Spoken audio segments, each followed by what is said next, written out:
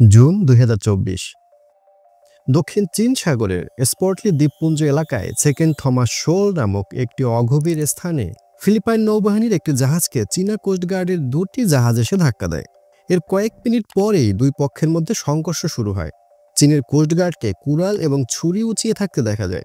চীন এবং ফিলিপাইন উভয়ই এই জায়গাটি তাদের নিজেদের বলে দাবি করে এবং তাদের মধ্যে প্রায় এমন সংঘর্ষের ঘটনা ঘটতে দেখা যায়। প্রশ্ন হচ্ছে, দক্ষিণ চীন সাগরের উত্তেজনা কেন বাড়ছে? এইসব দেশ কি চায়, আর এই সংঘাতই বা আসলে কি নিয়ে? দক্ষিণ চীন সাগরের চলমান উত্তেজনার কারণ সম্পর্কে জানতে হলে আমাদের ফিরে যেতে হবে 1937 সালে। 1937 সালে জাপান আক্রমণ করে চীনকে। তখন দক্ষিণ চীন সাগরের বেশ কিছু অঞ্চল চলে যায় জাপানের অধীনে। দ্বিতীয় বিশ্বযুদ্ধে জাপান পরাজিত হয়ে আত্মসমর্পণ করলে চীন তাদের হারানো অঞ্চল ফিরে পায়। 1947 সালে তৎকালীন রিপাবলিক অব চায়নার জাতীয়বাদী দল কুওমিন্টাং চীনের নতুন একটি মানচিত্র প্রকাশ করে।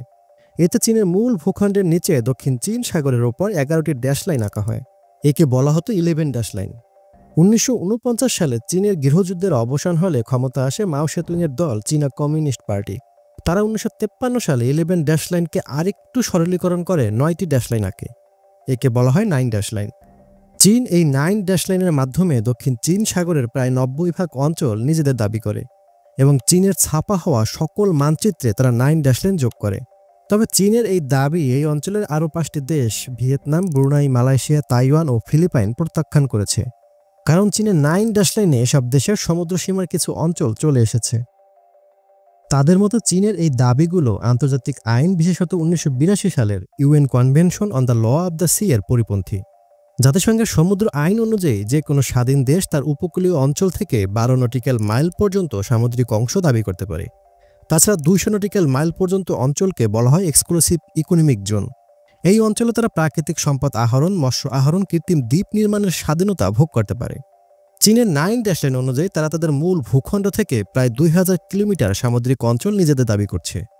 এই আইন অনুযায়ী চীনের যে দাবি তাতে ফাঁক রয়েছে। যুক্তরাষ্ট্র ও দক্ষিণ চীন সাগরের অংশীদারগুলোর দাবি চীন এই আইন মানছে না।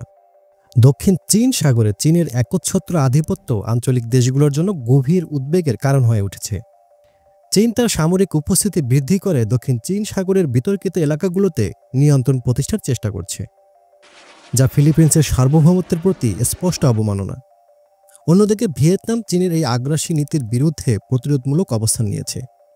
তাদের সামরিক বাহিনী চীনের ক্রমাগত হুমকি মোকাবেলায় সক্রিয় থেকে নিজেদের সার্বভৌমত্ব রক্ষা করার চেষ্টা করছে। এদিকে তাইওয়ান, যাদের দক্ষিণ চীন সাগরে কৌশলগতভাবে গুরুত্বপূর্ণ দ্বীপ রয়েছে, তারা চীনের এই কার্যক্রমে উদ্বেগ প্রকাশ করেছে। তাইওয়ান সতর্ক করেছে যে চীনের আগ্রাসী পদক্ষেপ আঞ্চলিক শান্তি ও স্থিতিশীলতাকে হুমকির মুখে ফেলেছে। ফলে এই অঞ্চলের দেশগুলো চীনের আধিপত্যের জন্য নিজেদের সার্বভৌমত্ব, অর্থনৈতিক স্বার্থ এবং আঞ্চলিক নিরাপত্তা নিয়ে গভীর সংকটের সম্মুখীন হচ্ছে, যা দক্ষিণ চীন সাগরের উত্তেজনা বৃদ্ধির জন্য দায়ী। বিশ্বের 1/3 সামুদ্রিক বাণিজ্য এই অঞ্চলের মধ্য দিয়ে সংগঠিত হয়। তেলের বিশাল ভাণ্ডার, গ্যাসের মজুত এবং মৎস্য সম্পদ দক্ষিণ চীন সাগরকে আরও বেশি আকর্ষণীয় করে তুলেছে। চীনের অর্থনৈতিক উত্থান ও মার্কিন যুক্তরাষ্ট্রের প্রভাব রক্ষার প্রতিযোগিতা দক্ষিণ চীন সাগরকে এক বহুমুখী ক্ষমতার লড়াইকে উস্কে দিয়েছে। এছাড়া জাপান ও দক্ষিণ কোরিয়ার মতো মার্কিন মিত্র রাষ্ট্রগুলো এই সংকটের গুরুত্বপূর্ণ ভূমিকা পালন করছে, কারণ দক্ষিণ কোরিয়া ও জাপানের জ্বালানি পরিবহন দক্ষিণ চীন সাগরের মাধ্যমে হয়, যা তাদের জন্য কৌশলগতভাবে অত্যন্ত গুরুত্বপূর্ণ। এখন কথা হচ্ছে, দক্ষিণ চীন সাগরে চীনের আধিপত্যের নেপথ্য কারণ কি? বেইজিং মূলত 3টি কারণে দক্ষিণ চীন সাগরে আধিপত্য চায়। প্রথমত, চীনা পারমাণবিক ব্যালিস্টিক ক্ষেপণাস্ত্র সাবমেরিনের কৌশলগত টহলের জন্য এই সাগর গুরুত্বপূর্ণ। যুক্তরাষ্ট্রের বিরুদ্ধে পারমাণবিক প্রতিরোধ ও পশ্চিম প্রশান্ত মহাসাগরে প্রবেশে চীনকে এই সাগর দখল রাখতে হবে। দ্বিতীয়ত, দক্ষিণ চীন সাগর চীনের জন্য একটি নিরাপত্তা অঞ্চল হিসেবে কাজ করবে।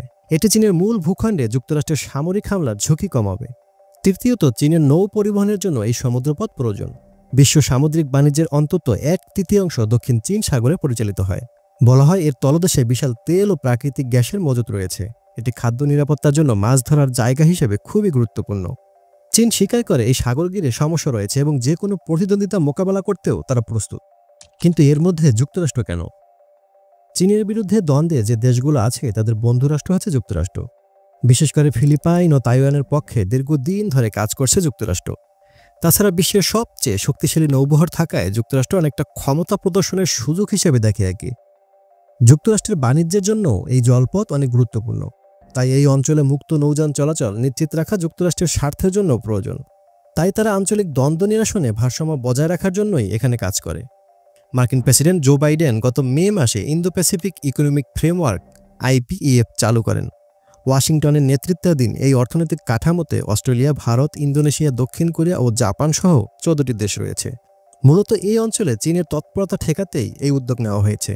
এছাড়াও সামরিক অস্ত্রে সুসজ্জিত নৌবহর নিয়েও আন্তর্জাতিক রুটে প্রায় যুক্তরাষ্ট্র মহড়া দেয়।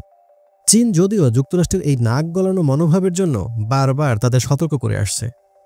পশ্চিমা কর্মকর্তাদের দাবি, আন্তর্জাতিক মহলের বাধা উপেক্ষা করে দক্ষিণ চীন সাগরে ভূমি দখলদারিত্ব চালিয়ে যাচ্ছে বেইজিং।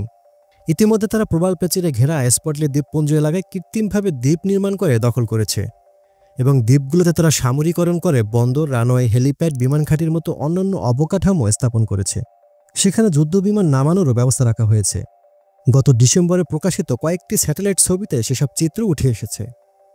দক্ষিণ চীন সাগরের ওই বিতর্কিত অঞ্চলকে নিজেদের বলে দাবি করে Brunei, Taiwan, Philippines, Malaysia, Indonesia ও ভিয়েতনামের মতো দেশগুলো। কয়েক বছর ধরে এই অঞ্চল ঘিরে তাদের মধ্যেও উত্তেজনা বিরাজ করছে। চীন তাদের নিজেদের দাবি মোকাবেলায় ওই ঘাঁটিগুলো বানিয়েছে, কারণ দক্ষিণ চীন সাগরের ওই অংশেই রয়েছে তেল ও গ্যাসের মজুদ। স্পটলি ছাড়াও পার্সেল দ্বীপও চীন তার আধিপত্য কায়েম করেছে। দক্ষিণ চীন সাগরে চীনের যে দাবি তা 2016 সালে নেদারল্যান্ডসের হেগ শহরে অবস্থিত আন্তর্জাতিক আদালত সমর্থন দেয়নি। 2013 সালে ফিলিপাইনের করা ওই মামলার রায়ে আদালত বলেছিল চীন যে 9 ড্যাশ লাইনের ঐতিহাসিকতা দাবি করে তার আইনি কোনো ভিত্তি নেই। দক্ষিণ চীন সাগরের সংকট ভূরাজনীতির একটি জটিল চিত্র তুলে ধরে। চীন মার্কিন প্রতিযোগিতা এবং আঞ্চলিক স্বার্থের সংঘাত এই সংকটকে আরও গভীর করে তুলেছে। আঞ্চলিক স্থিতিশীলতা ও বৈশ্বিক শান্তি রক্ষায় কূটনৈতিক প্রচেষ্টা এবং বহুপক্ষীয় সমাধান অত্যন্ত গুরুত্বপূর্ণ।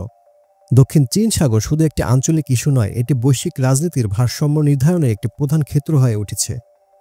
শান্তিপূর্ণ আলোচনায় সমাধান না হলে একসময় হয়তো যুদ্ধের দিকেই গড়াবে এই সংকট। সেটা হতে পারে একে অন্যকে অর্থনৈতিক নিষেধাজ্ঞা আরোপ করে। কয়েক দশক ধরে চলা এই সংকট হয়তো খুব দ্রুতই সমাধানের নিশ্চয়তা নেই, বরং চীনের অর্থনৈতিক অগ্রগতি ও সুপার পাওয়ার হওয়ার আকাঙ্ক্ষা সংকট আর বাড়িয়ে তুলতে পারে।